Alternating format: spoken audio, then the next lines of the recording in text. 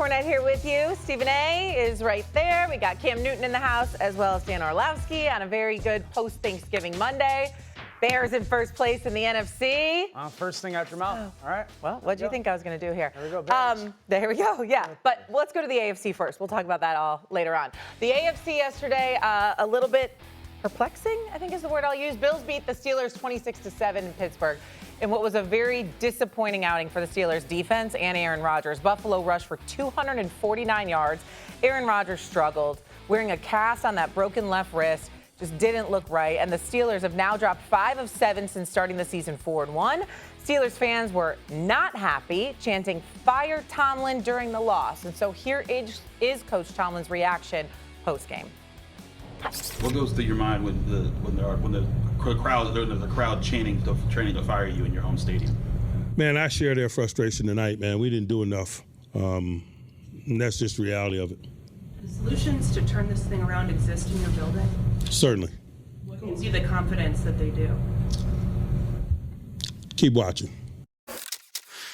Keep watching. There is still hope for the Steelers. They are tied for the top of the AFC North with the Ravens right now, but let's focus more on the head coach here. How do we view Mike Tomlin today, Stephen A?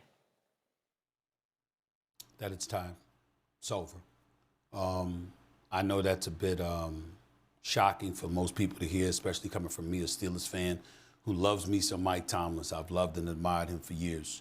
I'm in no way trying to imply that this man is not a head coach, he's not a quality head coach, he's not a Hall of Fame head coach. I'm not trying to imply that at all. I'm quite sure that the minute he's gone from Pittsburgh, there'll be at least 20 teams that'll want him, and deservedly so. This is about Pittsburgh, and that's what we have to understand here.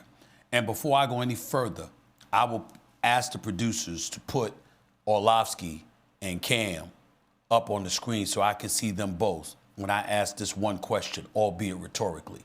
Cam, look into the camera to your left, my brother. Here it is. If any other coach had not won a playoff game since 2016, what would we be saying? Correct. Anybody else? That's the bottom line. Now, we can talk and get into specifics about Mike Tomlin and how he entered Pittsburgh and he said, run the ball, stop the run. And I think it's fitting that on the day that we have this discussion, the Pittsburgh Steelers gave up 249 yards rushing, and they rushed for 58 yards. Their offense was pathetic. Their defense was even worse. They seem to have no cohesiveness whatsoever. They seem bereft of talent. And that's not what we anticipated coming into this season when they went and spent about $175 million improving that defense. But I'm saying, as it pertains to Tomlin, Cam, and Dio, shove all of that aside. Your Steeler Nation and anybody that's involved with sports that covers sports will tell you what is the absolute worst position to be in. Mediocre, middle of the road.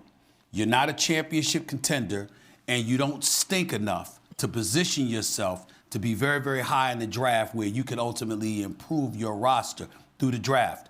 They have been a model of mediocrity or slightly above for over a decade. That's unacceptable. And so I think that when you heard it hurt me. It literally hurt me to hear chants of fire Mike Tomlin, because I don't wish that on anybody, but especially that brother and what he's meant to the Pittsburgh Steelers for 19 years. But this is not about whether or not he can coach. This is about results. And in the city of Pittsburgh, in Steeler Nation, they had every right to express themselves the way that they did. It was not off kilter. It was not wrong. It was none of those things. Because what they're saying is that we haven't won a playoff game in 10 years. We don't even know if we're going to make the playoffs this go round. And looking at this team, even if we did make the playoffs, it'll be officially 10 years from 2016 to 2026 that we won a playoff game. And to be rhetorical, I'll end by asking the same question I just asked 2 minutes ago. If any coach in any sport goes 10 years without winning a playoff game, what are you going to say? There's nothing you can say in their defense. Not even Mike Tomlin can speak in his own defense for 10 years without a playoff win. Yeah, I mean, you're 100% correct, Stephen A. And I attack it through this. The rollout of what your offseason acquisitions was to do did not pan out. It was a mismanagement of offseason moves that everybody has to be held accountable, especially when you know the person that you got rid of is shining somewhere else. That person, George Pickens. What's the biggest issue that I've been saying amongst others this whole year?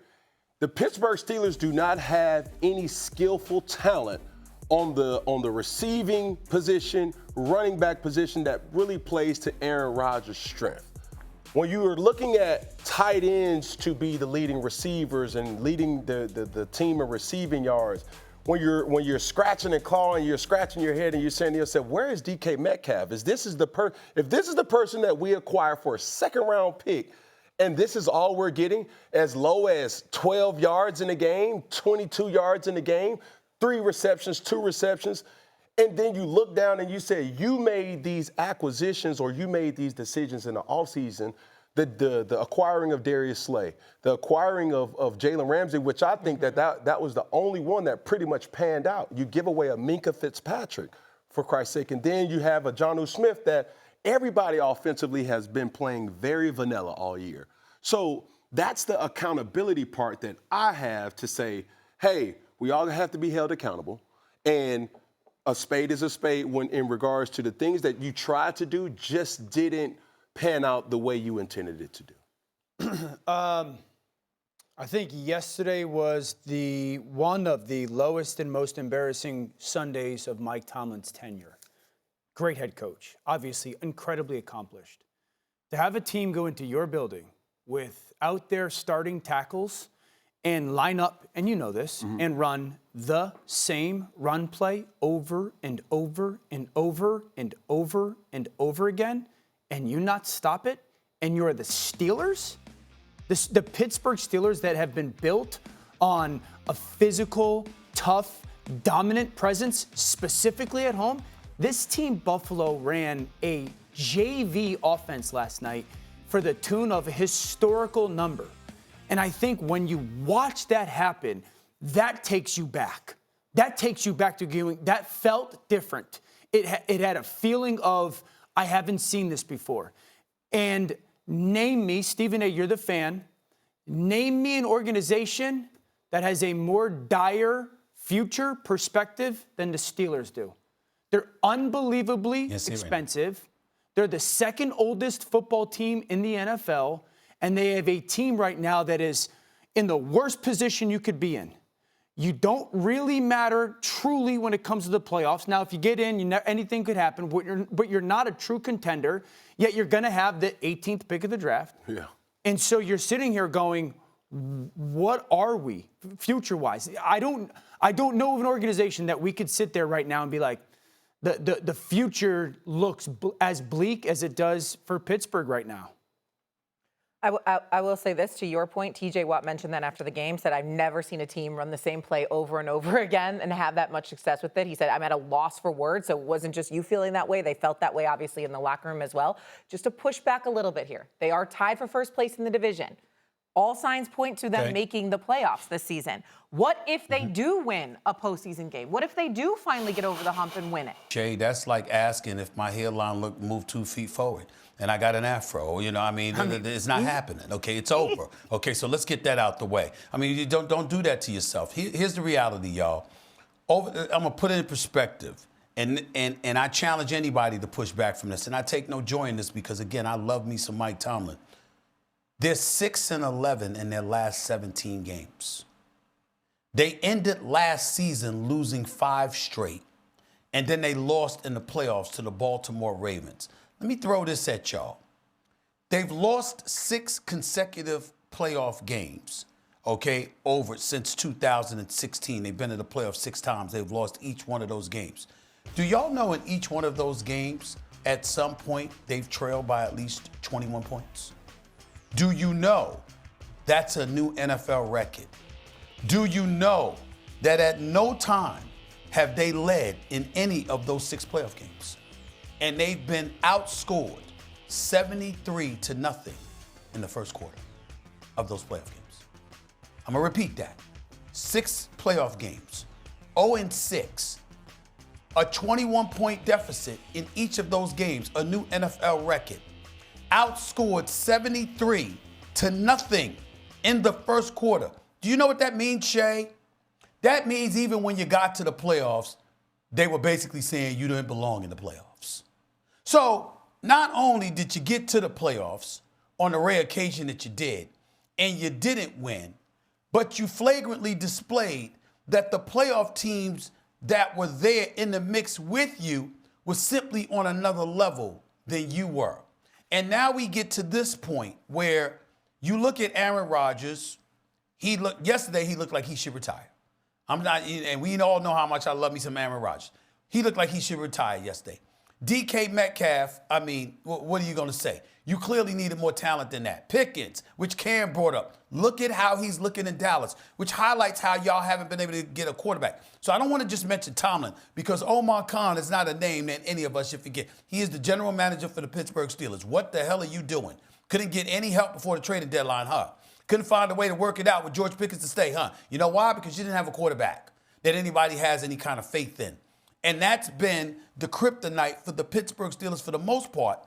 But in this particular season, what has made it worse is that what you usually hang your hat on, which is defense, has been porous. They've been embarrassed on several occasions. They haven't been impressive on most occasions at all. And they spent a boatload of money, including, dare I say, T.J. Watt, who was in the discussion as the best defensive player in football. We ain't talking about him like that this year now that he's gotten his money. So all of those things come into play. It's just a colossal failure across the board, and Steeler Nation is absolutely right. Maybe not about just Tomlin, but they are right to feel the way that they feel. This is not the Steelers that we've known and have loved and have respected and have revered for decades. This is a shell of that. And I think the only person that could, thank God we haven't heard from Terry Bradshaw, because we know how unapologetic he is in his criticism. But you know what? Who would be able to argue with him? No one. I just can't think of a lot of teams and organizations that have a less hopeful perspective of the future than Pittsburgh. And what do they do good? Like, from the fans' perspective, you have to ask yourself, to your point, we've known a franchise to always have this, the steel curtain. Yeah. When you give up as much yards, the last person to put up this much yards, God rest his soul, was O.J. Simpson. Respectfully. And you give up that, not with Tomlin at the helm to say, oh, you can't stop nobody. Yep. And then when you look offensively and you start to say, like, yo, you gave up a person, and might I add, let's take a step back real quick. In the offseason, George Pickens was still on your roster when Aaron Rodgers was working out at UCLA with DK Metcalf. Aaron Rodgers was not a Pittsburgh Steeler yet. Right. That was a sign that, hey, y'all go through the OTAs, y'all go through the first beginning of minicamp or whatever, and that was it. They still had George Pickens on the roster. Right. They shipped him off later on. So now when the mismanagement of the roster, to my point, is where you get these issues. Yeah, the timing. This is an organization we typically trust, right? To make the right decision. We always look to the Steelers to be somewhat of an example in the way they do things, so we'll see how they move forward from here. As of right now, they still are tied at the top of their division.